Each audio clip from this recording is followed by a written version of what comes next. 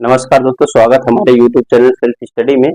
हम लोगों ने पिछले लेक्चर में बात किया था कि जो 5वीं यूनिट है यूजीसी नेट पेपर 1 का, उसमें हम लोग लॉजिकल या फिर तर्क वाला पोर्शन, रीजनिंग वाला पोर्शन हम लोगों ने कंप्लीट कर लिया था। उसके बाद उसमें बचा है मैथमेटिक्स वाला पोर्शन। उसमें है इंक्लूडिंग मैथमेटिक्स लिखा होता है और उसमें कुछ लिमिटेड टॉपिक। हालांकि अगर देखा जाए मैथमेटिक्स या फिर एप्टीट्यूड वाला पोर्शन बहुत ज्यादा होता है, लेकिन आपके इस एग्जामिनेशन में बहुत लिमिटेड दिया हुआ है, जिसमें बहुत लिमिटेड में हम लोग को पढ़ना पड़ेगा।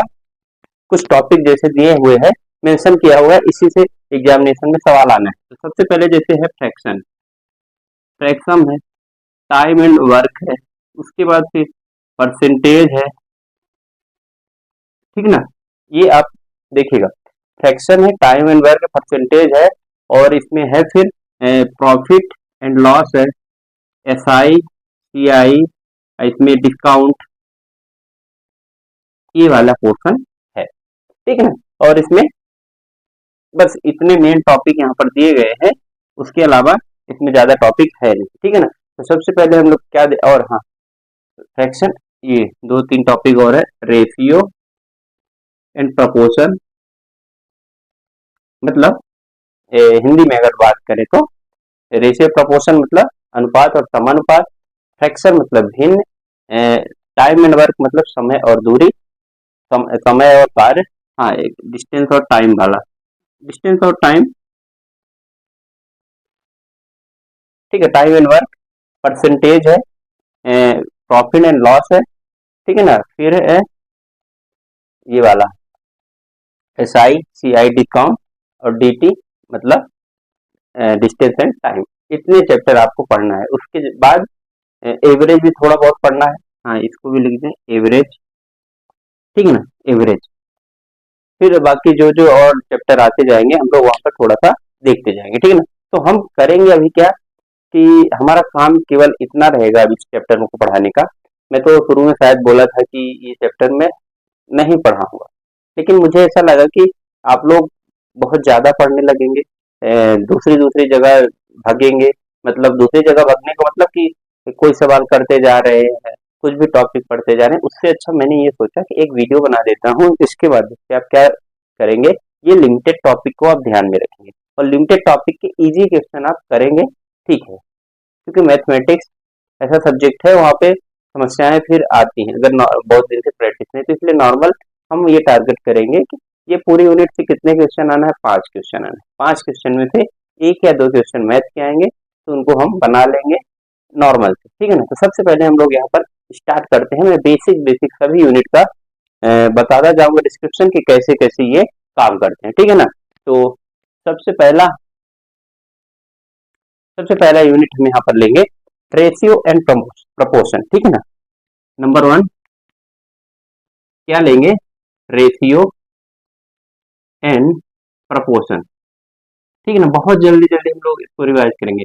हिंदी में अनुपात एंड समानुपात, इसको आप लिख लीजिएगा, ठीक है ना, क्योंकि हर चीज में लिखूंगा नहीं, ठीक है ना।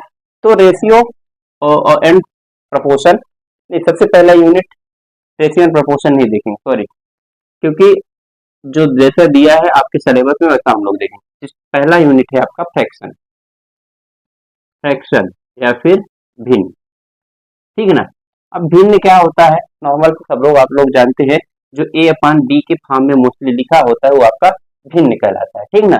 इसको क्या बोलते हैं, हम लोग सब लोग बोलते हैं इसको अंश बोलते हैं, नीचे वाले को आप हर बोलते हैं। अंग्रेजी में न्यूमरेटर, इसको डिनोमिनेटर। इतना बेसिक आपको सबको पता है ना, ठीक है। तो अंश और हर होते हैं जो तो इसको बटे के फॉर्म में अगर लिखा हो तो इसको फ्रैक्शन बोलते हैं, इसको भिन्न बोल देते हैं, ठीक है ना।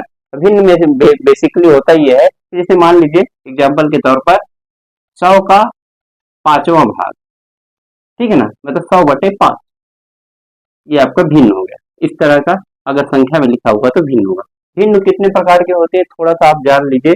उचित भिन्न बोलते हैं, उचित भिन्न, उचित भिन्न में ये होगा कि जो आपका न्यूमरेटर मतलब अंश छोटा रहेगा, 3/4, 4/5, 6/10, तब आपका उचित भिन्न कहलाएगा। क्या? Numerator is less than denominator, ये आपको याद रखना, ठीक ना। और एक उचित भिन्न के बाद आपका होता है विषम भिन्न। इसको विषम भिन्न, विषम भिन्न में अपोजिट होता है 5/2, 3/2, 6/4। इसमें क्या हुआ? डिनोमिनेटर, इसमें कौन सा बड़ा हुआ? न्यूमरेटर, न्यूमरेटर हुआ बड़ा, काहे से? डिनोमिनेटर। ये आप कहीं एग्जामिनेशन में भी आपको आए, उचित भिन्न अनुचित भिन्न को समझाइए या फिर पहचानिए, तो आप पहचान लेंगे कि नहीं पहचान, आराम से पहचान लेंगे, ठीक। एक होता है तुल्य भिन्न। तुल्य भिन्न का मतलब कि जब भिन्न की वैल्यू एक बराबर है, जैसे 1/3 और 2/6, पूछ लेगा ये तुल्य भिन्न है कि नहीं है, तो ये है। 1/3 2/6 बराबर है, इसको काटेंगे तो 1/3 कहलाएगा। ये आप 3 तरह के भिन्न यहाँ पर नोट डाउन कर लेंगे, इतना आपको जानना है। फिर उसके बाद आगे हम लोग बढ़ते हैं, ठीक है ना। अब आगे बढ़ते हैं, तो आगे हम लोग क्या डिस्कस करेंगे कि भिन्न में कैसे सवाल आते हैं, ये नॉर्मली आप सब लोग को पता है। तो इसमें एक तो ये वाला सबसे ज्यादा आता है, कौन सी भिन्न बड़ी है, उनको आरोही क्रम में, बढ़ते क्रम में उसको सजाना है, ठीक है ना। उसके पहले हम लोग थोड़ा भिन्न को जोड़ते घटाते और भाग कैसे करते हैं उसको थोड़ा जानेंगे, ठीक है। जैसे 1/2 प्लस 2/4 ऐसे है, तो इसको जोड़ते कैसे हैं, प्लस कैसे करते हैं, तो इसको आप एलसीएम लेंगे, इसका एलसीएम 4 आएगा, इसमें 2 प्लस, ठीक है, 2 4/4 मतलब 1/1, ठीक है ना। ये उत्तर हो जाएगा। घटाते कैसे हैं, मान लीजिए 3/4 और 6/2 है, ठीक है ना। तो इसको घटाना है तो क्या करेंगे आप, 4 और 2 का इसमें एलसीएम लेंगे, 3 - 12 मतलब 2 दूनी 4, 2 3 6, 3 12 के 8 9 -9/4। ये आपका इस तरह घटाना हो गया, ठीक है ना। तो गुणा कैसे करते हैं, गुणा नॉर्मली आप सबको पता है, 1/2 गुणे 3/4 मतलब 3/8। भाग कैसे करना है, ये सबसे बड़ा चैलेंजिंग है। तो इसमें सबसे अच्छा एग्जाम्पल ऐसा है, 1/2 भागे 1/2। हम सब लोग को मालूम है कि अब अगर ऐसा आधा में आधा का भाग देंगे तो कितना आएगा, 1 आएगा। तो इसको कैसे करते हैं, ऐसे पहला और आखिरी और दूसरा और ये, ठीक है ना। तो 1 गुणे पहले 2 कर देंगे, पहले आप इसको सॉल्व करिए, बटे 2 गुणे 1 मतलब 1 उत्तर आएगा, 1/1, ठीक। ऐसे ही और बहुत सारे आपको करना है। तो ये आपका जोड़ गुणा भाग और घटाना हम लोग ने भिन्न का देख लिया, बहुत आसान है, ठीक है ना।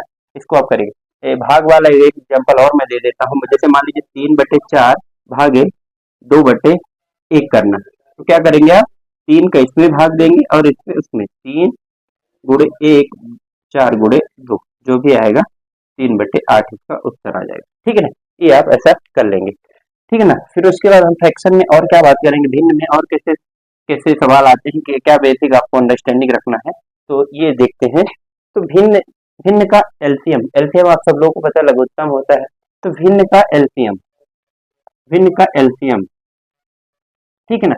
तो भिन्न का एलसीएम निकालने के लिए मान लीजिए 1/2 और 2/4 दिया है, तो इसमें क्या करेंगे, सब इसका सूत्र होता है LCM of numerator upon HCF of denominator.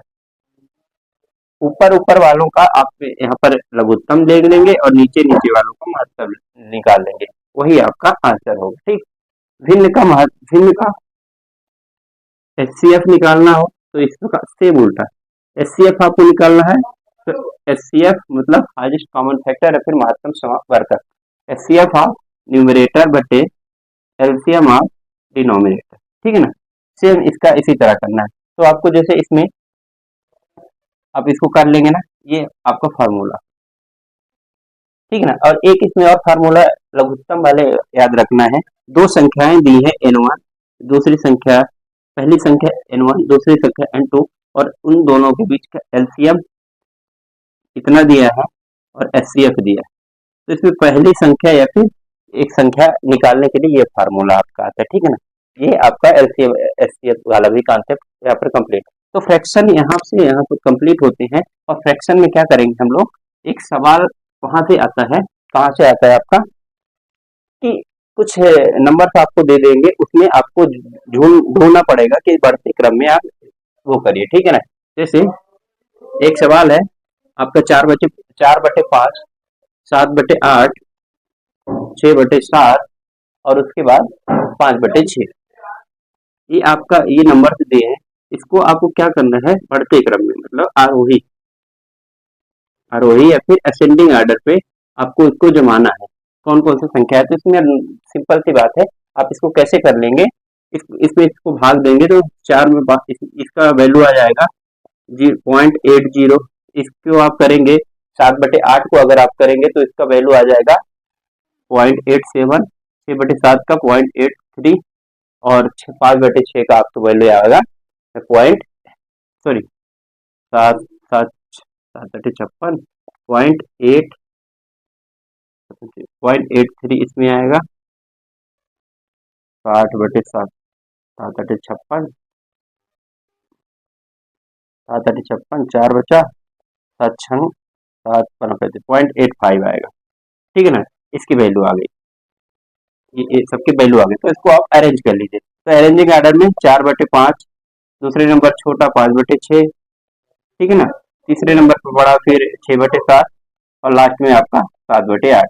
ऐसे आपका ये बढ़ते क्रम में आपका ये भिन्न को आप व्यवस्थित कर देंगे, ठीक है, बहुत आसानी से कर देंगे। यहाँ पर आपको भिन्न वाले चैप्टर को इतना ही ध्यान देना, ठीक है ना। सवाल आप अगर करना है तो कर लीजिएगा, नहीं तो बेसिक कॉन्सेप्ट में आपको जल्दी जल्दी बताता चला, ठीक है ना। फिर उसके बाद अगला टॉपिक आपका आता है ratio and proportion. Ratio and proportion मतलब अनुपात एंड समानुपात, ठीक है। ये यहाँ पर आपका ये चैप्टर शुरू होने वाला है, तो इसके लिए हम सब लोग को मालूम होना चाहिए।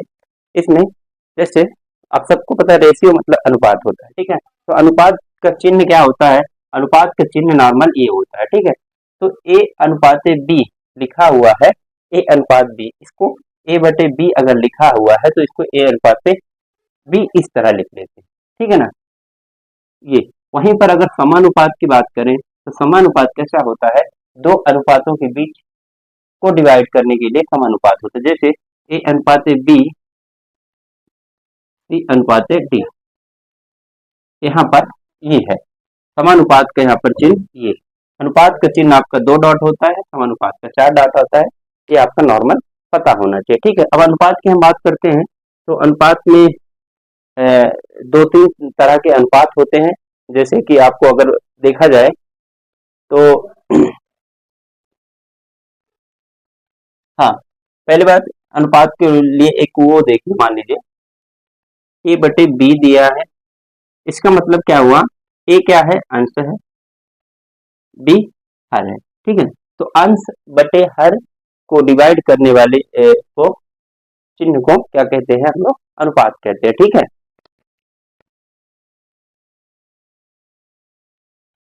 तो अनुपात में ए और मतलब अंश और हर को अलग करने वाले इसको अनुपात कहते हैं, ठीक है ना। इसमें अब हम और लोग ये देखेंगे कि इसमें कितने प्रकार के थोड़ा बहुत अनुपात के टाइप होते हैं, उसको हम लोग देख लेंगे। जैसे मिक्स्ड अनुपात हुआ, उसके बाद डुप्लीकेट हुआ और ट्रिपलेट हुआ, ठीक ना।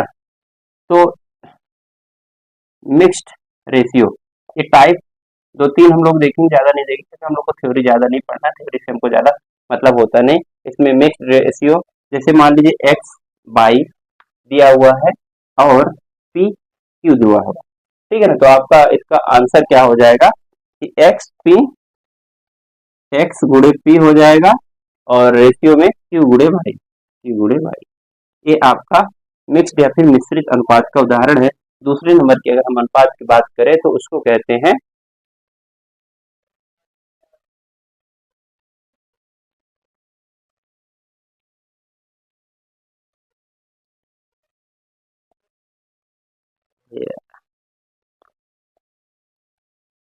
दूसरे नंबर की अगर अनुपात की हम लोग बात करें तो उसको कहते हैं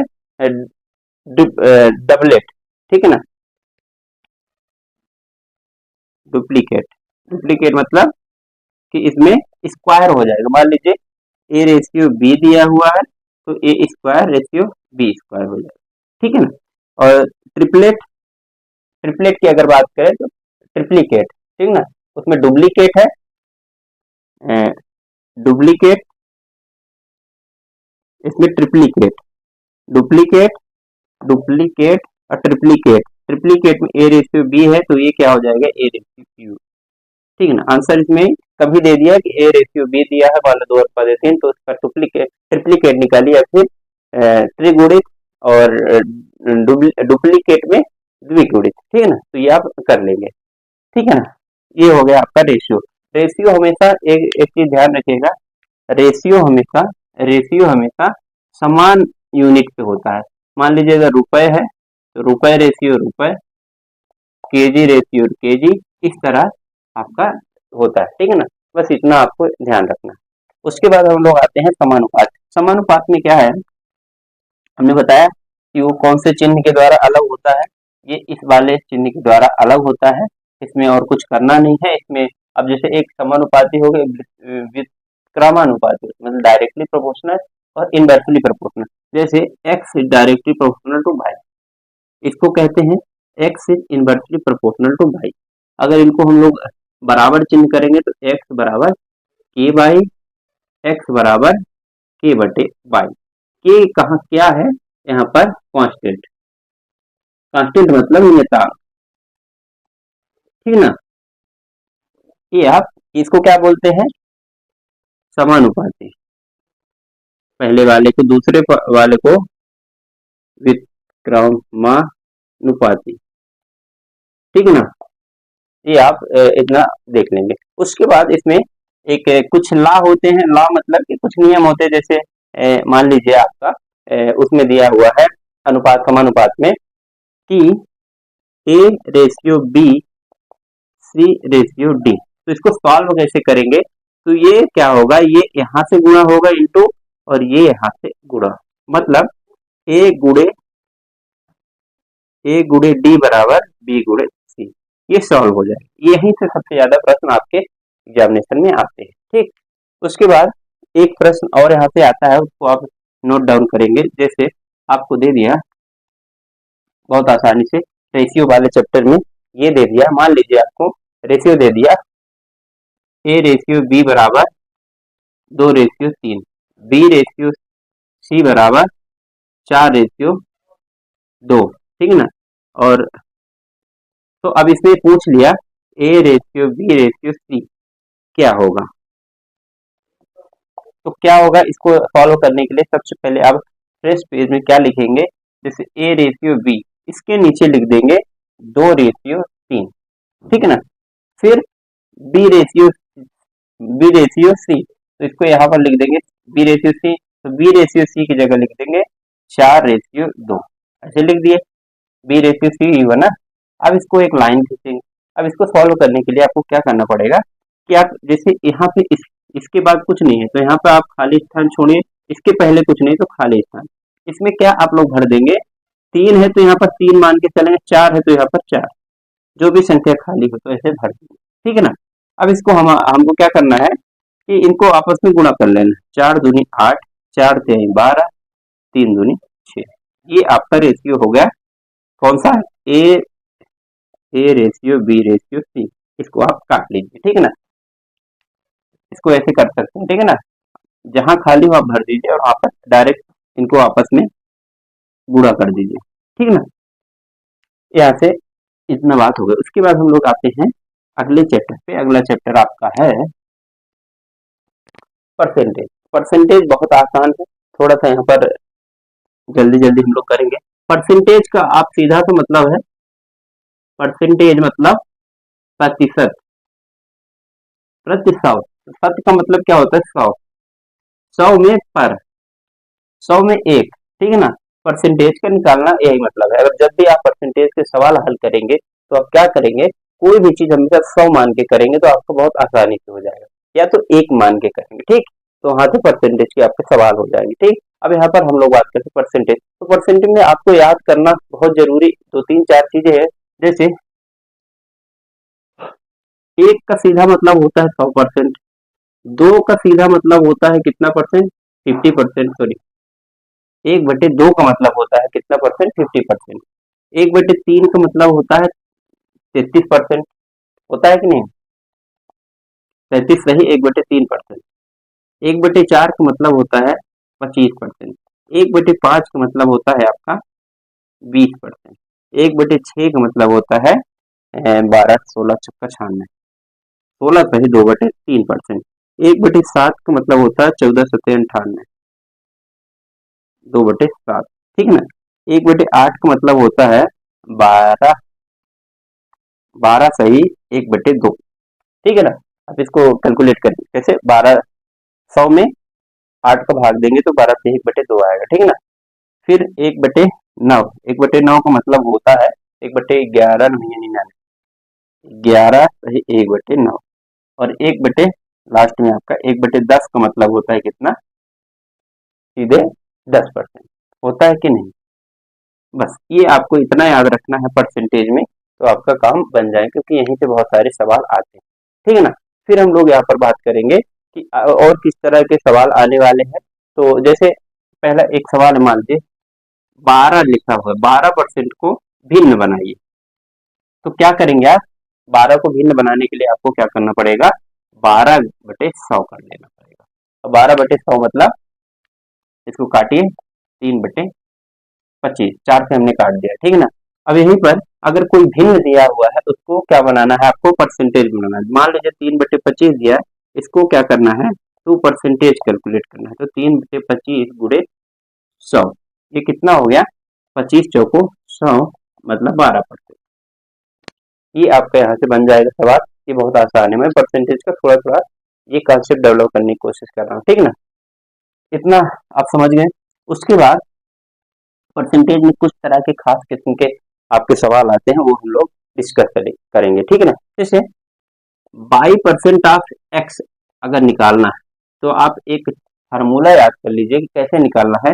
तो एक्स गुणे 22/100, ये आपका होना चाहिए, ठीक है ना। ये आपका वो होगा सवाल होना चाहिए, मतलब ये आपका फार्मूला 22% ऑफ एक्स, मतलब एक्स का 22% कितना होगा, ये आगे हम लोग सवाल देखेंगे। जैसे एक आप सवाल देख लीजिए, मान लीजिए आ गया how much percent of 40 is 25, क्या आया, how much percentage of 40 is 25, मतलब 25 40 का कितना परसेंट है। सवाल आप नोट करिए, 25 40 का कितना परसेंट। तो आप कैसे निकालेंगे, ये लिखेंगे 25 40 का कितना परसेंट, तो आप निकाल लेंगे यहाँ से कितना परसेंट निकलेगा, लगभग 5.5।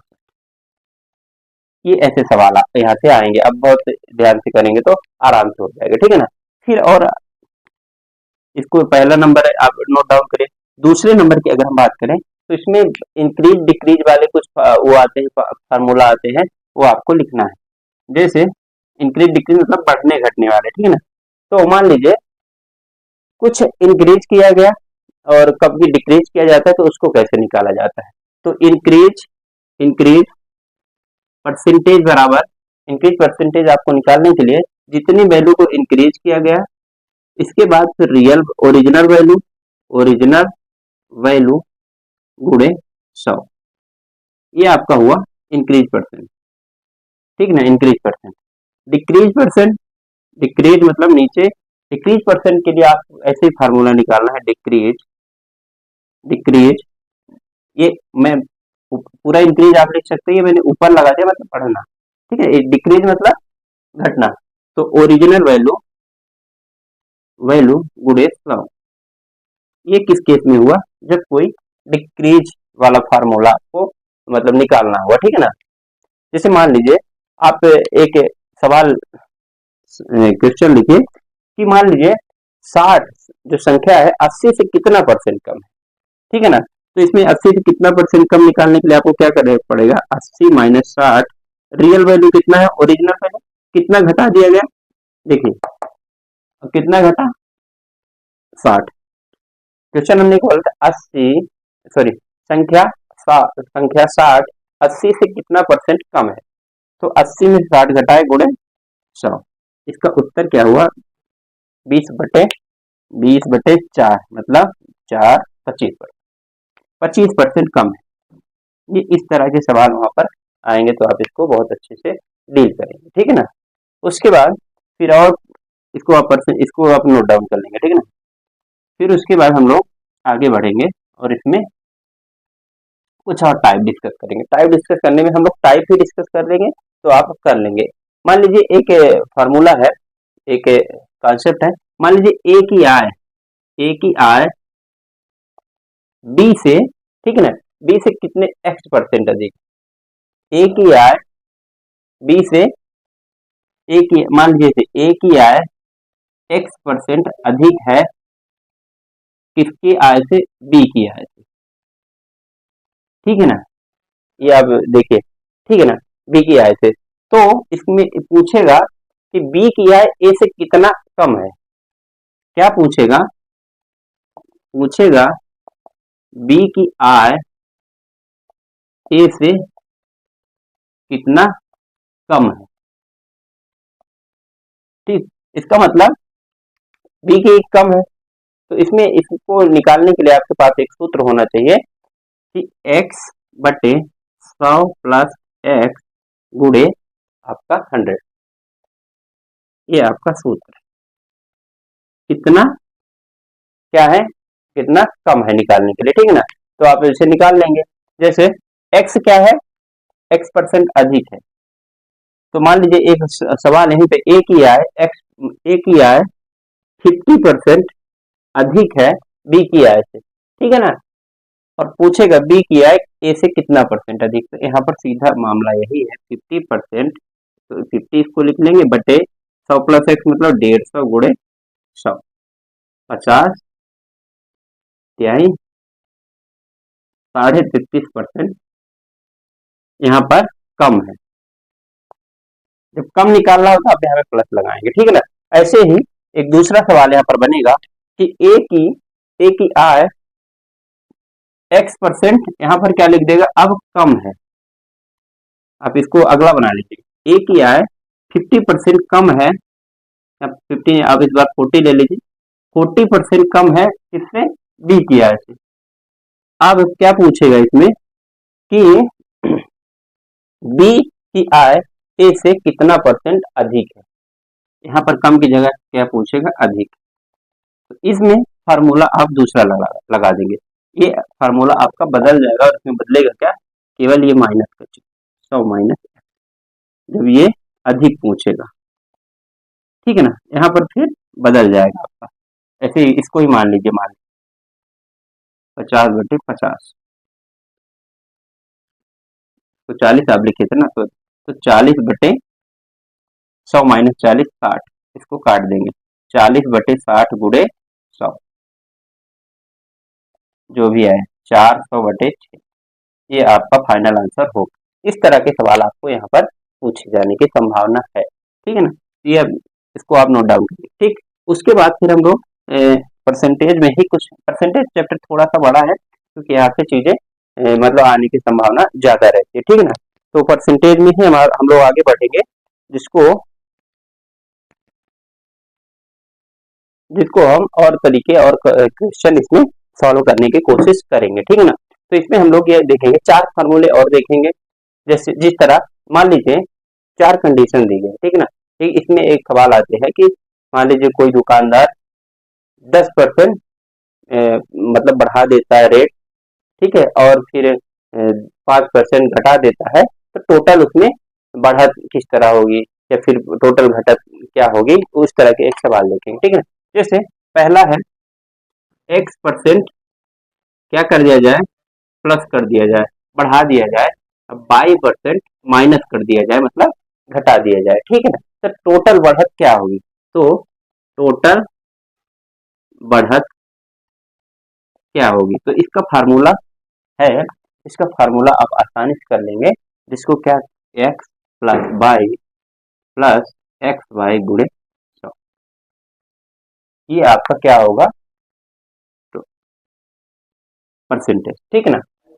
ये समझ में आ गया आपको। जब मतलब कि आप जब दोनों बढ़ाया जाए, मान लीजिए एक दुकानदार ने 20% रेंट बढ़ा दिया, फिर 25% घटा दिया, तो टोटल बढ़त कितनी होगी, ठीक है ना। तो ये आपका इस फार्मूला से निकल आएगा, ठीक है। दूसरा सवाल है, अब इसमें क्या हुआ, दोनों बढ़े थे, दूसरा वाला आप एग्जांपल लेंगे कि x% घटा दिया गया, y% घटा दिया गया, तो क्या होगा, तो टोटल घाटा कितना होगा, टोटल घाटा नहीं मतलब टोटल कितना घटा या फिर डिक्रीज हुआ। तो इसके लिए फार्मूला आपको क्या यूज करना है कि जब जहां देखिए जहां बढ़ेगा वो प्लस यूज करना, जब घटेगा वो माइनस। तो माइनस हुआ एक्स, माइनस हुआ बाई, ठीक है ना, माइनस हुआ एक्स माइनस हुआ बाई, लेकिन माइनस माइनस प्लस होता है, ये हुआ आपका फार्मूला। यहाँ पर एक सवाल हम लोग रख लेते हैं, मान लीजिए अभी सवाल नहीं, ठीक है, एक प्रकार दो प्रकार हो गया, तीन तीसरे और चौथे प्रकार के इसमें हम सवाल बात कर लेते हैं कि क्या होगा फिर थर्ड। एक दो केस हुआ, थर्ड केस हुआ, अब चार केसेस इसमें बनते हैं। फिर मान लीजिए आपका x% क्या हुआ, बढ़ा, मतलब प्लस हुआ, y% क्या हुआ यहाँ पर आपका माइनस हुआ, मतलब माइनस हुआ। तो आपको यहाँ पर होगा क्या, इंक्रीज होगा या डिक्रीज, तो इसमें पता नहीं चलता है, इंक्रीज मतलब बढ़ा या डिक्रीज बराबर क्या होगा, इसका फार्मूला आप खुद से बताएंगे। तो इसमें देखिए x% बढ़ा तो प्लस एक्स माइनस बाई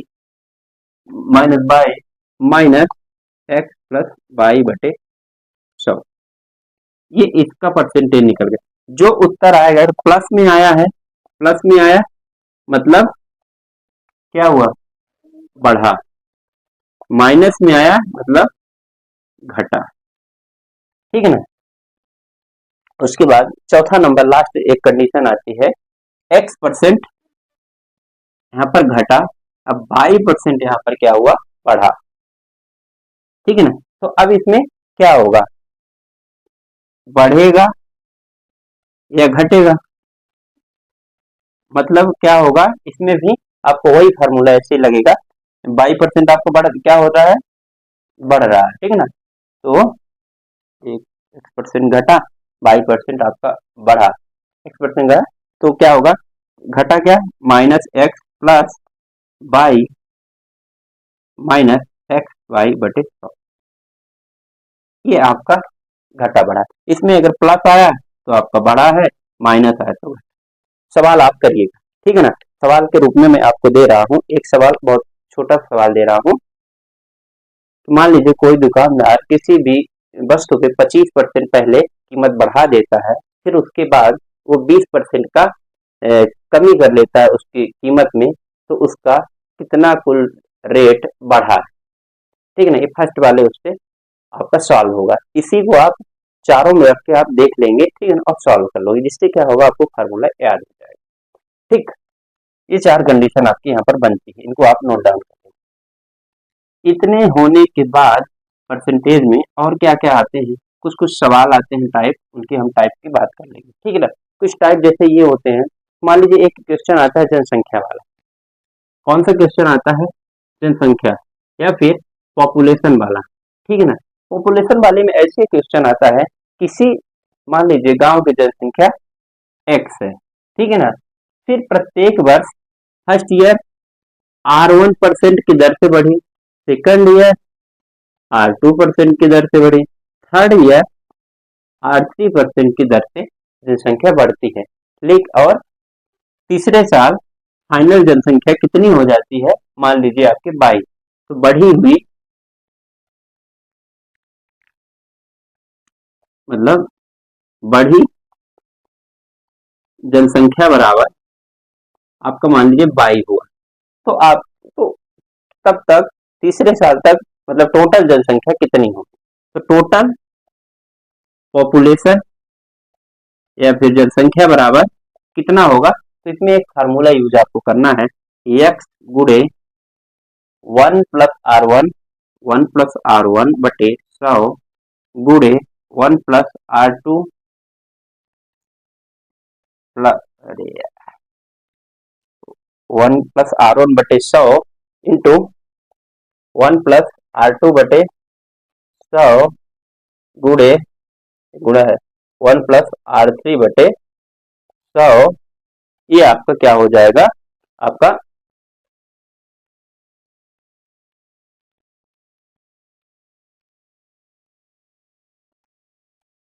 ये आपका टोटल बढ़ी हुई जनसंख्या, बढ़ी हुई जनसंख्या, इसको क्या लिखते हैं हम लोग, बाई।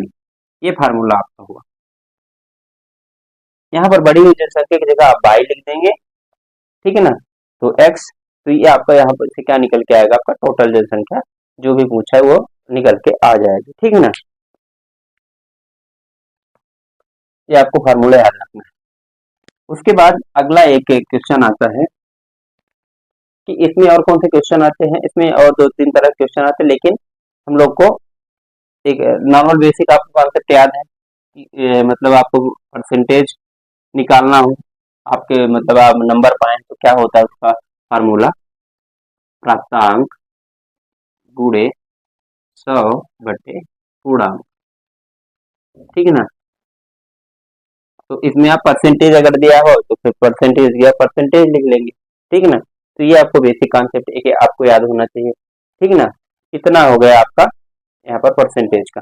परसेंटेज में बहुत टाइप के क्वेश्चन आते हैं, लेकिन वो आपको करना पड़ेगा, लेकिन आप इतना परेशान नहीं होइए, ठीक है ना। बेसिक बेसिक आप चीजें देख के जाइएगा, उसमें आपको यहाँ से काम बन जाएगा। तो यहाँ से ये हुआ परसेंटेज का काम।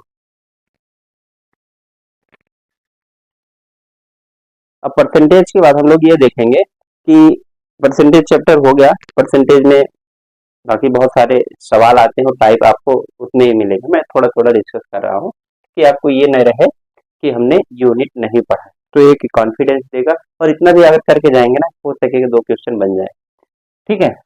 उसके बाद फिर आएगा आपका अगला यूनिट, हम लोग कौन सी बात करेंगे, प्रॉफिट लॉस डिस्काउंट। इसमें हम लोग 3-4 टर्म यूज करते हैं, सबको पता है। एसपी मतलब सेलिंग प्राइस, आप आगे लिख लेंगे, हिंदी में विक्रय मूल्य। सीपी मतलब कॉस्ट प्राइस या फिर क्रय मूल्य, ठीक है ना, क्रय मूल्य, इसमें विक्रय। लॉस आपको पता है, हानि। प्रॉफिट मतलब लाभ। ये आपको इतने टर्म आपको पता है, ठीक है ना, कि प्रॉफिट लॉस ये सब कब होता है आप सब लोग को मालूम होता है। क्रय मूल्य जिसमें हम खरीदते हैं, विक्रय मूल्य हम लोग जिसमें बेचते हैं। इसमें हम लोग टोटल फार्मूले इसमें नोट डाउन करेंगे, उसको आप एक तरफ से आप भी नोट डाउन कर लीजिए। मैं लिखता जाता हूँ, आप भी लिखते जाएंगे, ठीक है ना। तो सबसे पहला फार्मूला है, मैं एसपी लिखूंगा मतलब सेलिंग प्राइस, सीपी लिखूंगा मतलब कॉस्ट प्राइस। तो यहाँ पर प्रॉफिट बराबर क्या होता है, एसपी माइनस सीपी, ठीक। लॉस बराबर सीपी माइनस एसपी, इतना आपको पता है। अगर आपको फिर इसी में पूछे तो इसको प्लस माइनस उल्ट आगे पीछे करते रहिए, ठीक है ना।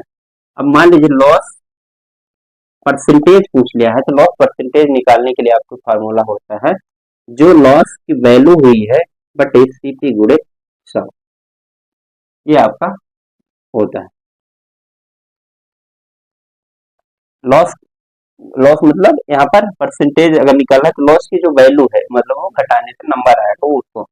एसपी बराबर क्या होता है, सेलिंग प्राइस अगर आपको निकालना है और आपको सीपी दिया हुआ है और परसेंटेज प्रॉफिट भी दिया है, सीपी गुणे 100 प्लस क्या आपने दिया है प्रॉफिट परसेंट, प्रॉफिट परसेंटेज बटे आपका हो जाएगा 100। इसी तरह आपको एसपी निकालना है और एसपी में क्या दिया हुआ है, लॉस दिया हुआ है, तो फिर कैसे निकालेंगे, तो सीपी गुणे 100 माइनस लॉस परसेंटेज बटे 100।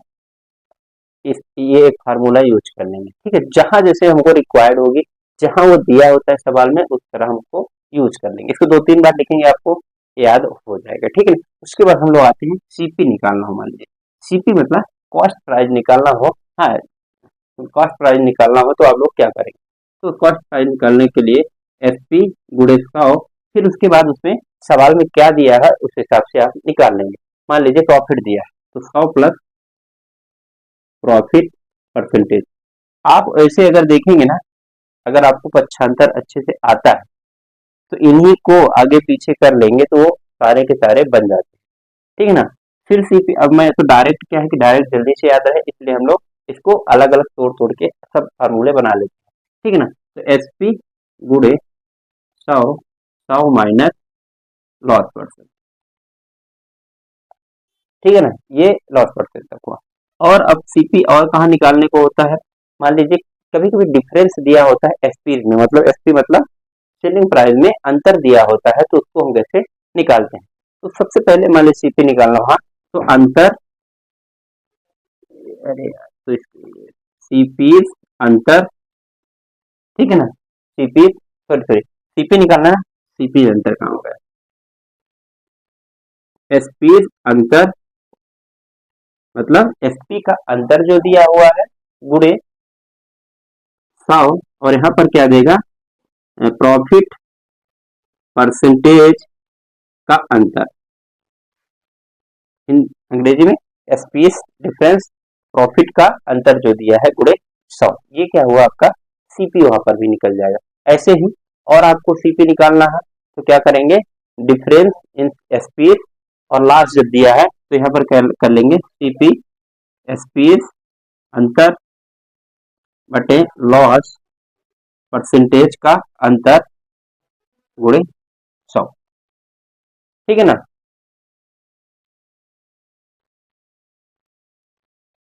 और आपको अगर मान लीजिए वो दिया,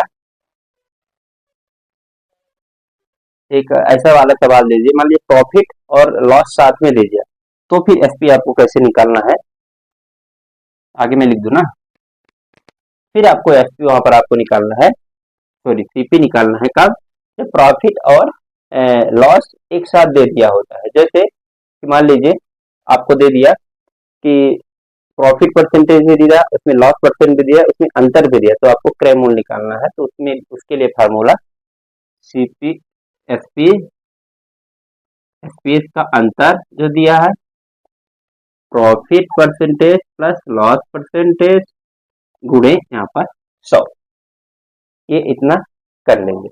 फिर एसपी एक जगह और निकालते हैं, ये बहुत रटने वाले फार्मूले हैं, अगर रट सके तो रट लीजिए, नहीं कोई हुआ नहीं। एसपी गुणे 100 माइनस डिस्काउंट, ये आ गया डिस्काउंट परसेंटेज बटे आपका यहाँ पर 100 माइनस लॉस परसेंट, ये एक फार्मूला आपका दिया है, अगर आपको यहाँ पर डिस्काउंट वाली बात है, ठीक है ना। ये यहाँ पे इतना हम लोगों ने इसको लिख लिया, इतना लिख लीजिए जरूर, इसको इसमें उलझने की जरूरत है नहीं, ठीक है ना, सिंपल सिंपल आप क्वेश्चन करके जाएंगे, ठीक है ना, उसके बाद आपको ज्यादा इसमें जरूरी है नहीं, ठीक है ना। अब उसके बाद बनेगा तो बनेगा, नहीं तो नॉर्मली गलत हो जाएगा, तो कोई समस्या है नहीं, नॉर्मल अगर आपसे बन गया तो बन गया, ठीक है। अब मान लीजिए प्रिंटेड प्राइस अगर पूछा है, तो प्रिंटेड प्राइस निकालने के लिए आपको क्या करना है, तो इसमें क्या, प्रिंटेड प्राइस, प्रिंटेड मतलब अंकित मूल्य निकालना है, प्रिंटेड प्राइस, जो प्रिंटेड प्राइस रहेगा तो ये निश्चित रूप से डिस्काउंट वाला मामला है, तो एसपी गुणे 100 बटे आपका यहाँ पर लिखा जाएगा 100 माइनस डिस्काउंट। सवाल मैं नहीं करवा सकता हूँ, क्योंकि भाई सवाल में कैसे करवाऊँ, बहुत समय लगेगा, और इसलिए हम केवल फार्मूला पे बात करते हैं, ठीक है ना। और डिस्काउंट परसेंटेज अगर आपको निकालना हो, तो डिस्काउंट परसेंटेज निकालने के लिए आपको क्या फार्मूला है, तो डिस्काउंट गुणे 100 बटे एमपी गुणे 100, ठीक है ना, अरे 100 नहीं, एक ही होगा, ठीक है, डिस्काउंट गुणे 100 बटे मार्क प्राइस, ये आपका यहाँ पर क्या निकल जाएगा, डिस्काउंट परसेंटेज। फिर उसके बाद एक और लास्ट में है, मान लीजिए मार्क प्राइस आपको निकालना हुआ, एमपी निकालना हो, तो आप क्या करेंगे, ठीक है ना, तो मार्क प्राइस निकालने के लिए क्या करेंगे,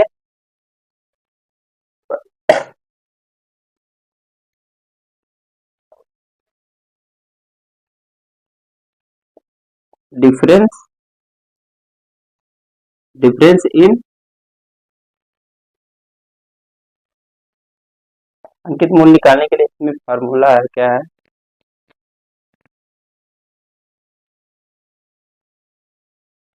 तो difference in saving, difference in saving difference in discount, ये जो देता है डिस्काउंट का परसेंटेज और डिस्काउंट गुणे 100, ये यहाँ से आपका मार्क प्राइस निकल आएगा। डिफरेंस इन सेविंग जो बचत किया गया है और डिफरेंस इन डिस्काउंट का परसेंटेज का ये गुणे 100, ठीक है ना। इतना आपको यहाँ से निकाल लेंगे। ओके, फिर उसके बाद हम लोग आगे आते हैं जिसमें प्रॉफिट लॉस और डिस्काउंट, इसमें यही है फार्मूला का है और अपने हिसाब से बाकी चीजें कर सकते हैं, ठीक है ना। उसके बाद हम लोग आते हैं अगला यूनिट जो आता है वो आता है कौन सा, इंटरेस्ट वाला, सिंपल इंटरेस्ट, कंपाउंड इंटरेस्ट, ठीक है ना। सिंपल इंटरेस्ट मतलब साधारण ब्याज, कंपाउंड इंटरेस्ट मतलब चक्रवृद्धि ब्याज, ठीक है ना। तो इसमें एक फार्मूला आता है एस आई बराबर पी गुणे आर गुणे टी बटे 100।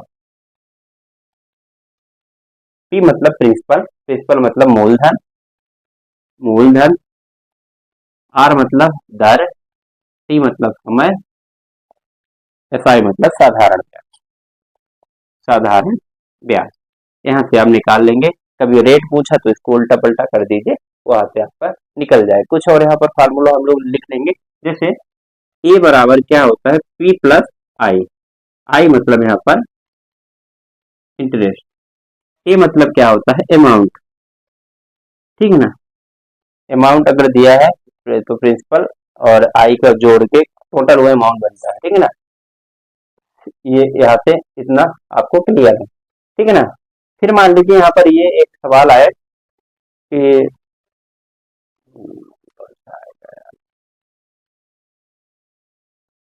हाँ, एक सवाल यहाँ पर यह है कि एक कोई मनी है वो इतने गुना बढ़ती है, कितने साल में बढ़ती है, तो उसका रेट क्या है, ठीक है ना।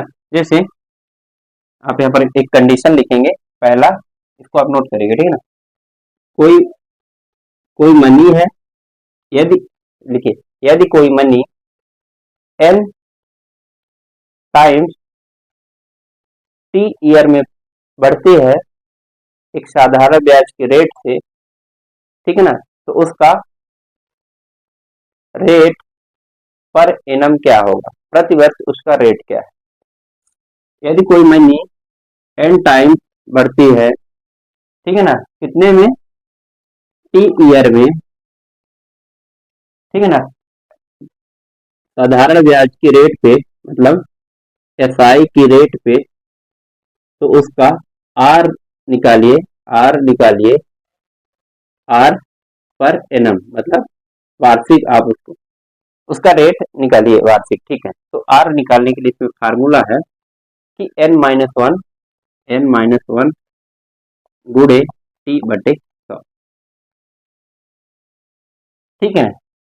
मान लीजिए सवाल एक देता हूं, कोई कोई मनी n समय पर मतलब सॉरी, यदि कोई मनी 4 गुना हो जाती है 20 साल में साधारण ब्याज की दर से, तो उसका प्रतिवर्ष मतलब दर निकालिए। तो इसमें इसमें आप ये फार्मूला टी की जगह क्या रख देंगे, आप वहां पर 20 साल, एन की जगह आप लिख देंगे 4 साल, ठीक है ना। वही एक और फार्मूला इसमें आता है, इसमें टी निकालना होता है। वहां पर क्या दिया रहेगा कि आपको कोई धन 4 गुना बढ़ जाता है, एन एन टाइम्स बढ़ जाता है, ठीक है ना, कितने में, आर परसेंटेज की दर से, कब, तो उसमें टी निकालना है आपको। इसमें आप नोट करिएगा, यदि कोई धन 4 गुना बढ़ जाता है आर परसेंट सॉरी, मान लीजिए नहीं मैं सॉरी सॉरी सॉरी, यदि कोई धन n गुना बढ़ जाता है आर परसेंट की दर से, जो कि प्रतिवर्ष साधारण ब्याज पर रहते हैं, फिक्स साधारण ब्याज पे रहता है, तो उसका समय बताइए, ठीक है ना, कितने कितने दिन में वो बढ़ता है ये। तो टी बराबर यहाँ पर n-1 बटे आर गुणे 100, ये एक फार्मूला हो जाएगा। गुना वाले में आप n के जितना गुना है आर दिया है उस तरह आप कर लेंगे, ठीक है। ये तो हुआ आपका सिंपल इंटरेस्ट। सिंपल इंटरेस्ट के बाद हम लोग आते हैं कंपाउंड इंटरेस्ट। कंपाउंड इंटरेस्ट बहुत आसान है, इसमें 3-4 फार्मूला है। एक ए बराबर पी 1 प्लस आर बटे 100 की पावर टी। ये फार्मूला आप लोगों ने देखा हुआ, यहाँ से ए निकलेगा, ठीक है ना। ए मतलब पी प्लस आई, ठीक है ना। यहाँ पर मेन जो फार्मूला आपको सी आई का एक होता है वो है आपका पी आर बटे 100 की पावर टी माइनस पी।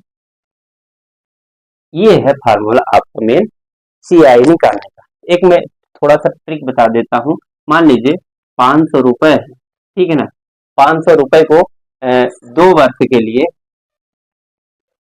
यहाँ पर 10% रेट दिया हुआ है, इसका सी आई निकालिए, ठीक है।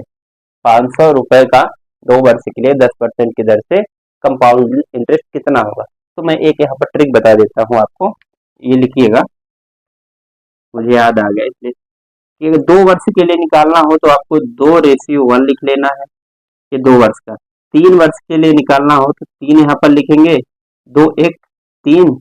ये 4 वर्ष के लिए निकालना है तो 4 यहाँ पर लिख देंगे, फिर इनका इनका जोड़, 3 3 6, 3 1 4:1। 5 वर्ष के लिए आपको निकालना हो तो आप ऐसे ही क्या करेंगे, 5 10 10 5 1। समझ में आया। देखिए सीआई का ट्रिक क्या करना है आपको, 2 वर्ष के लिए, 1 वर्ष के लिए तो सिंपल इंटरेस्ट निकाले हो जाएगा। अब 2 वर्ष के लिए 2:1 याद कर लीजिए।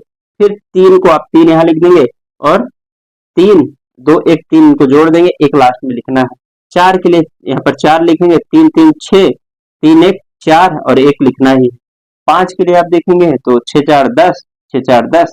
ये तो मैं यहाँ पर हम लोग एक सवाल करते हैं जैसे इसका, इसमें क्या दिया है, 2 वर्ष का हमको निकालना है मिनिमम, ठीक है ना। तो क्या करना है, इसका सिंपल था, हमको 500 दिया है, 500 का 10% की दर से हम लोग पहले इसको परसेंटेज निकाल लेंगे, सिंपल था। तो ये परसेंटेज 500 का 10% कितना हुआ, 50। 1 साल के लिए कितना होगा, 50 रुपए होगा। ये नॉर्मल आपका सिंपल इंटरेस्ट होगा 1 साल के लिए। दूसरे साल के लिए क्या करना है, 50 का आपको 10% निकाल देना है, ये आपका कितना हो जाएगा, 5 रुपए हुआ। अब आपको करना क्या है कि यहाँ पर 2:1 है ना, 2 वर्ष के लिए निकालना है तो हम लोग 2:1 लिखेंगे। पहले साल के हम लोग 50 निकाले हैं, दूसरे साल के लिए हमने 5 निकाले हैं। तो 50 दूनी 100, 5 1 5, मतलब कुल मिला के 105 रुपए हो गया सी आई। समझ गए। ऐसे ही 3 साल का निकालना है तो अब 5 का फिर 10% अगले साल के निकालेंगे, फिर इसमें गुणा करेंगे, 50 को इसमें करेंगे, 5 को इसमें करेंगे, फिर जो भी आएगा उसको इसमें करेंगे। ये आसान है, ठीक है। ये ऐसे आप करेंगे तो आप आसानी से कर लेंगे कितने भी वर्ष, ठीक। फिर एक इसमें कॉन्सेप्ट आता है, डिफरेंस वाला कॉन्सेप्ट आता है। एफ आई और सी आई का डिफरेंस दे देता है, जिसमें मान लीजिए सी आई और एफ आई का यहाँ पर अंतर देता है, ठीक है। वो वाले सवाल 2 वर्ष के लिए आपको 2 वर्ष से ज्यादा नहीं आएगा। 2 वर्ष का आपको अगर निकालना हो तो आपको क्या करना पड़ेगा, 2 वर्ष को निकालने के लिए आपको पी आर स्क्वायर बटे 100 स्क्वायर, ये आपको फार्मूला निकालना है, ठीक है ना। ये अंतर, अंतर बराबर पी मतलब प्रिंसिपल, आर मतलब आर, 100/100, ठीक है ना। ये आपको यहाँ से आपको देख लेना है। उसके बाद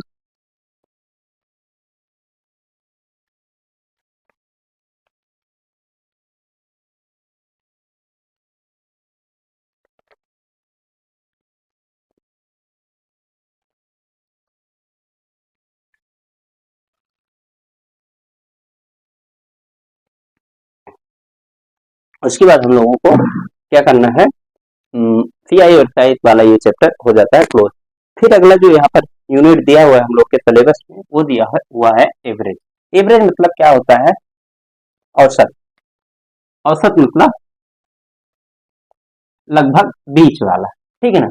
लगभग बीच वाला मतलब कि इसमें औसत अगर निकालना हो तो सबसे पहले इसका मेन फार्मूला क्या होता है, sum of all quantities upon number of quantities. Hindi में सभी राशियों का योग बटे सभी राशियों की संख्या। सिंपल था ना। क्या लिखेंगे? सभी राशियों का योग बटे सभी राशियों की संख्या। मान लीजिए 2, 4, 8, 10, 15, 20 ये इतना दिया हुआ है, इनका एवरेज निकालना है। तो आप क्या करेंगे? 2, 4 इनको पूरे को जोड़ लेंगे। 4, 2, 6, 8, 6, 14, 14, 14, 24, 24, 15, 39, 39, 20, 49, 59।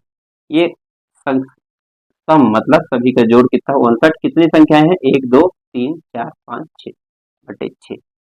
ये आपका आ जाएगा नंबर, मतलब औसत। ठीक है ना। तो इस तरह औसत होता है। अब औसत में बहुत सारे सवाल आते हैं। इसमें 2-4 ऐसे क्वेश्चन, मतलब आप वो वाले देख लीजिए, जैसे एवरेज ऑफ, इसको आप नोट डाउन कर लीजिए ना। इसको आप मेन फार्मूला आप देख लिए। उसके बाद फिर एक पहला पॉइंट ये करिएगा, एवीज। एवीज में लिखूंगा मतलब average of first N natural number. First N natural number मतलब पहली एन प्राकृतिक संख्याओं का औसत क्या होगा, ये निकालने के लिए 1 + 1/2 ये फार्मूला। दूसरे अगर formula average of square of N number. Average of square मतलब वर्ग, हाँ, square of N natural number. Natural मतलब प्राकृतिक संख्या। प्राकृतिक संख्या 1, 2, 3, 4, 5, 6, 7 ये सब। ठीक ना। ये क्या इसका फार्मूला होता है? n+1 इंटू 2n+1 बटे 6। ये यहाँ पर इतना फार्मूला आपको याद रखना। फिर अगला एक formula average of all odd natural number. Average of all odd, odd मतलब सभी विषम प्राकृतिक ऑड नेचुरल नंबर। क्या होगा? Average of all odd number या फिर विषम संख्याओं का योग। विषम संख्या मतलब जो इवन नहीं होती, 3, 5, 6 इस तरह के। ठीक है ना। 6 नहीं होगा क्योंकि 6 सम संख्या है। एवरेज क्या होगा इसका? n+1/2। ठीक है ना। ये औसत होगा। फिर एक ऐसे एवरेज ऑफ आर क्या होगा? ठीक है, इतना बहुत है यार। अब मान लीजिए उसमें first N odd number average, ये बहुत इंपोर्टेंट। एवरेज ऑफ फर्स्ट पहली एन प्राकृतिक संख्याओं का, first average of first N odd number. ये क्या होगा? एन जितना दिया होता है वही संख्या आपका यहाँ पर निकल जाता है। इतना आपका बहुत है। ठीक है ना। उसके बाद एक इसमें आता है, एक सवाल आता है, बहुत सिंपल वाला सवाल मैं पूछता हूँ आपसे। कोई गाड़ी 60 की रफ्तार से गई। ठीक है ना। कोई गाड़ी एक निश्चित दूरी को 60 की रफ्तार से जाती है और 40 की रफ्तार से आती है, तो उसकी औसत चाल क्या है? तो उसकी औसत चाल निकालने के लिए क्या करते हैं लोग? 60 + 40 100/2 नहीं करना है, ये हमेशा गलत हो जाता है। तो इसके लिए एक ए से बी कहाँ तक गए? 60 से किलोमीटर पर आवर, ये आई 40 किलोमीटर पर आवर। तो औसत चाल यहाँ पर होगा, फार्मूला है 2x/y/x+y। दैट मीन्स 2 × 60 + 40/60 + 40 बराबर कितना हो गया? 6 चौको 2400, 24 मतलब 4800, 4800/100, 48 किलोमीटर पर आवर। ये एक सवाल बहुत आता है। तो इसमें कब? जब समान डिस्टेंस रहे और एक कोई जाए और कोई आए, तो औसत चाल में ये फार्मूला होगा 2x+1। कभी नहीं कर देना है कि दोनों को जोड़ दो। ठीक है। उसके बाद फिर इसमें अगला टाइप क्या आते हैं? अगले टाइप 2-4 क्वेश्चन इसमें आते हैं। एक तो क्रिकेट वाला बहुत आता है भाई। तो क्रिकेट वाला मान लीजिए मैं एक सवाल बोल रहा हूँ। कोई बल्लेबाज है, उसने 13 इनिंग खेली है और हर इनिंग में वो आउट हो गया। ये आप नोट डाउन किए। कोई बल्लेबाज है, 13 इनिंग खेलता है और वह हर इनिंग में आउट हो जाता है। ठीक है ना। वह 65 रन 13वें इनिंग में बनाता है तो पुराना एवरेज 2 रन बढ़ जाता है, ठीक है ना। तो उसके द्वारा 12वें इनिंग तक, पहले से लेकर 12वें इनिंग तक खेली गई पारियों का औसत क्या होगा। आप अगर लिख लिए हो तो ठीक है, नहीं तो आप एक बार थोड़ा रोक के फिर पीछे जाके लिख लीजिए। तो यहाँ पर इसके लिए बहुत आसान है कि हमने क्या देखा कि व्यक्ति है तो 12 इनिंग तक खेलता है, तो हम लोग इसको मान लेते हैं कि हमको पूछा क्या है, 12 इनिंग तक औसत क्या है। तो लेट माना 12th इनिंग तक औसत क्या हो गया, एक्स हो गया। कॉमन सेंस लगाएंगे, 12 गुड़े एक्स हो गया, प्लस इस 13वें इनिंग में कितना खेल रहा है, 65 रन की पारी खेल रहा है। किसमें, तो क्या हुआ जा रहा है, औसत में 2 की बढ़ोतरी हो रही, 13x+2। समझ में आया, नहीं आया तो भी कोई समस्या नहीं है, ठीक है ना। 12x+65 बराबर 13x/26। अब इसको हम लोग घटा लेंगे, जिससे आपका क्या निकल जाएगा, x बराबर 65 माइनस 26, दैट इज 9 6 दोगे 5 दोगे 39 रन उसका औसत था। कब तक, 1 से लेके 12वें इनिंग तक। ये समझ में यहाँ पर, ये बहुत आसानी से ट्रिकी सॉल्यूशन। बाकी आप दिमाग लगाएंगे तो आप अपने हिसाब से लगाते रहिए, वहां भी निकल आए, ठीक। ये आसानी से क्रिकेट वाला एक सवाल आता है, एक आयु वाला आता है इसी प्रकार से कि एक बुढ़ा व्यक्ति क्लास में शामिल हो जाता है तो उसकी नई आयु क्या है, तो वो वाले आप सवाल कर लेंगे। फिर उसके बाद इसमें एक सवाल आता है, मान लीजिए क्वेश्चन है, पांच लगातार विषम संख्याओं का औसत 21 है, ठीक है ना। तो सबसे बड़ी संख्या निकालिए, छोटी निकालिए, ये पूछ लेगा।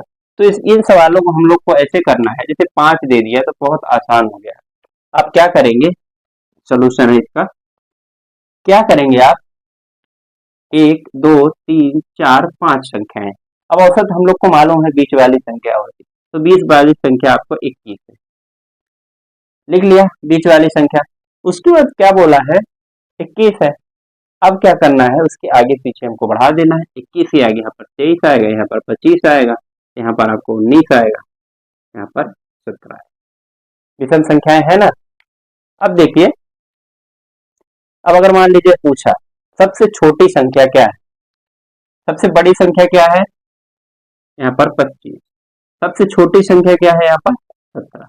इनका अंतर भी पूछे वो भी हम लोग लगा देंगे, ये भी कर देंगे कि दूसरी पीछे से कौन सी है वो भी कर देंगे। ये यहाँ पर ऐसे नॉर्मल सवाल आते हैं। तो ये आपका हम लोग का एवरेज वाला चैप्टर यहाँ पर एंड होता है। अब एवरेज वाले चैप्टर होने के बाद हम लोग अगला चैप्टर कौन सा है उसको देख लेते हैं थोड़ा। तो एवरेज हो गया, देखिए हम लोगों ने कौन कौन से चैप्टर कंप्लीट कर लिए, फ्रैक्शन कंप्लीट कर लिया, परसेंटेज देख लिया, एवरेज देख लिया, प्रॉफिट लॉस डिस्काउंट देख लिए, फिर उसके बाद हम लोगों ने और कौन सा देखा यार, हाँ अभी टाइम एंड वर्क बचा हुआ है और time and distance. Time and distance में कुछ नहीं है, एक फार्मूला आपको याद रखना है, speed equal to distance upon time.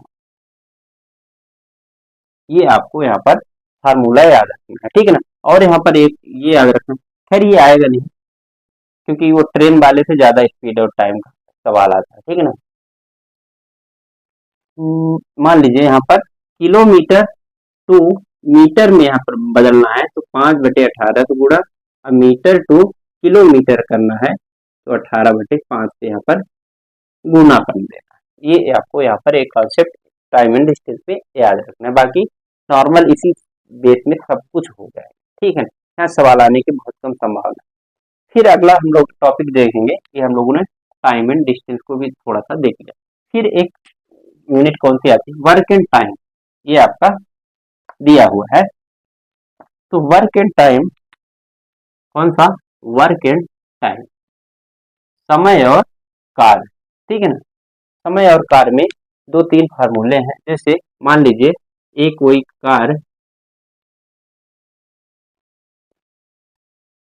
ए कोई कार्य x दिन में करता है, बाई बी कोई कार्य बाई दिन में करता है, तो ए प्लस बी दोनों मिल के कितने दिन में काम करेंगे, तो X Y plus X plus, यहाँ पर ये फार्मूला आपका हो जाएगा, ठीक है ना। इसमें ज्यादा दिमाग नहीं लगाना है।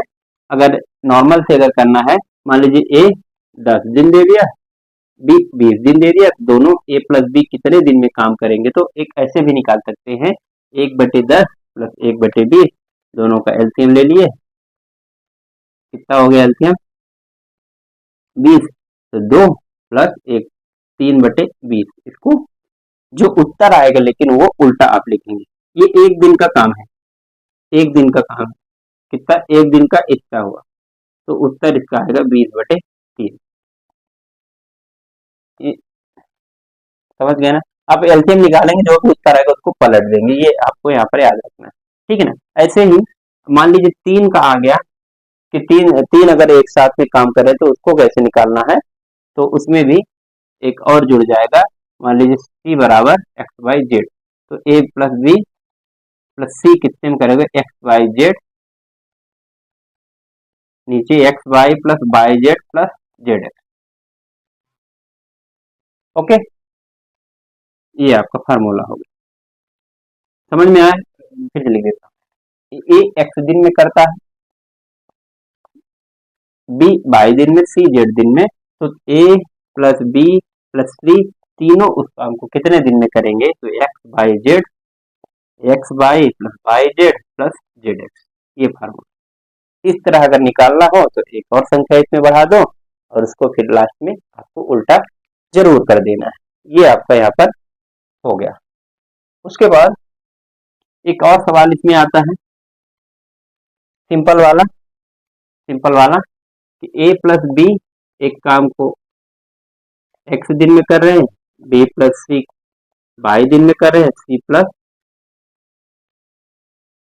कहाँ है ए प्लस सी, सी प्लस ए, इसको काम को कर रहे हैं जेड दिन। तो ये ए प्लस बी प्लस सी कितने दिन में काम करेंगे, तो इसके लिए फार्मूला है 2x Y Z, X Y plus Y Z plus Z X. ये आपका यहाँ पर फार्मूला है। डायरेक्ट आपको अगर करना हो तो ऐसे ही कर सकते हैं इसमें। फिर इसमें और सवाल क्या आते हैं, इसमें और सवाल वो वाले भी आते हैं कि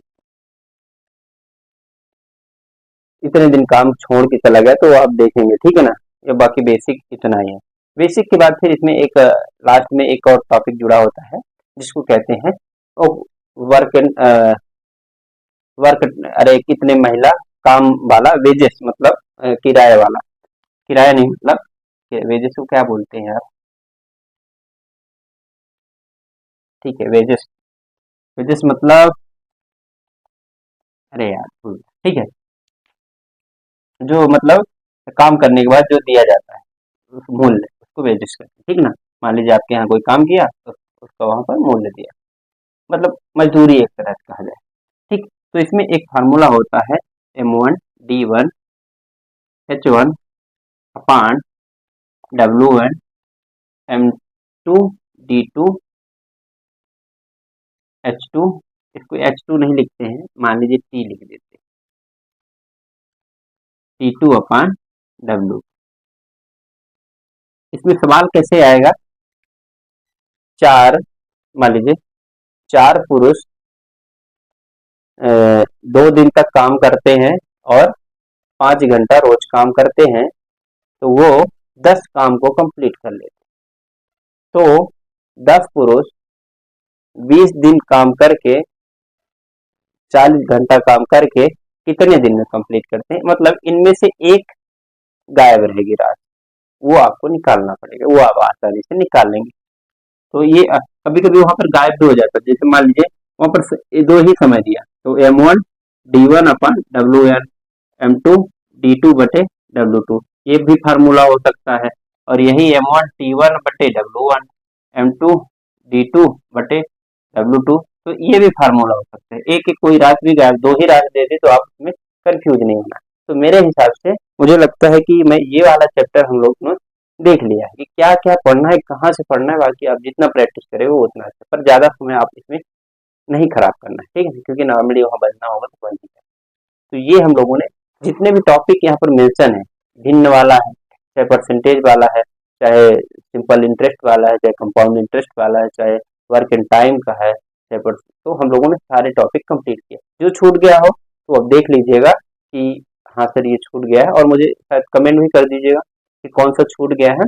बाकी कैसे आपको ये क्लासेस लग रही, आप ईमानदारी से बताइए।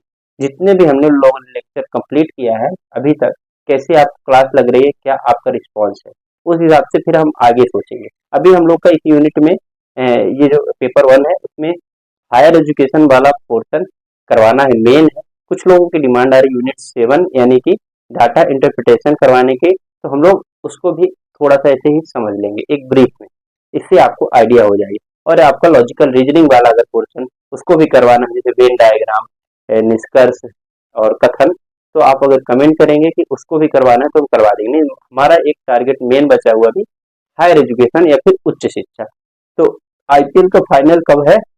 26 तारीख को है ना। तो 26 तारीख के पहले या फिर 26 तारीख को ही, मतलब आपको इस महीने मई के महीने में आपका पेपर 1 मैं अपनी तरफ से पूरे कंप्लीट करा दूँ। अब आप लोग की रिस्पॉन्सिबिलिटी है कि इसको आप कितना इसको नोट्स बनाते हैं और नोट्स कैसे रिवाइज करते हैं। और कमेंट में मुझे फिर से ये बता दीजिएगा कि आपको ये क्लासेस कैसी लग रही है, आपके लिए फ्रूटफुल है, मतलब काम आ रही है कि नहीं आ रही है, ये आप मुझे कमेंट में जरूर बताइएगा। जितना ही कमेंट आएगा तो मैं समझूंगा कि हाँ ठीक है, मेरा पढ़ाना, मेरा मेहनत करना ठीक हो रहा है, ठीक है। और हो सके तो अगर ठीक ठाक लगे तो अपने आसपास के मित्रों को भी दिखा दीजिए कि हाँ कोई यूट्यूब में फ्री में भी पढ़ा रहा है, अब बहुत शॉर्ट में पढ़ा रहा है, बहुत काम की चीजें पढ़ा रहा है। तो आप इसको देख सकते हैं और आप लोगों को शेयर भी कर सकते हैं। बाकी अगर नहीं मन है कि नहीं नहीं देना है हमको दूसरे को, तो कोई जोर जबरदस्ती नहीं है, ठीक है ना। तो आप अपने हिसाब से इसको, इन क्लासेस का एंजॉय करिए और आप अच्छे नंबर लाएंगे। मुझे यकीन है कि मैं जितना बोला हूँ पहले वीडियो लेक्चर में 35, तो 35 तक का हम लोग टारगेट कर ले रहे हैं। उसके बाद जो जितना मेहनत करते हैं 35 नंबर तक हम लोग ले ही ले आए, ठीक है। तो मिलते हैं नेक्स्ट वीडियो में। तब तक आपके सभी का रिस्पॉन्स का हमको इंतजार रहेगा और हम लोग अगले वीडियो में फिर इसी तरह पढ़ेंगे, ठीक है। फिर हम लोग कुछ, जब ये कंप्लीट हो जाएगा पेपर 1 तो कुछ बातें करेंगे, एक वीडियो में कुछ बातें करूंगा जो लोगों को रिस्पॉन्स आ रहा है, जो लोगों का मतलब डिमांड है, तो उसमें हम बातें करेंगे, ठीक है ना। पहले पेपर 1 कंप्लीट हो जाए। तो अभी हम लोग चलते हैं। आप अपना ख्याल रखिए, अपनों का ख्याल रखिए, बड़े अच्छे से रहिए और आराम से पढ़ाई लिखाई करिए। तो धन्यवाद, जय हिंद।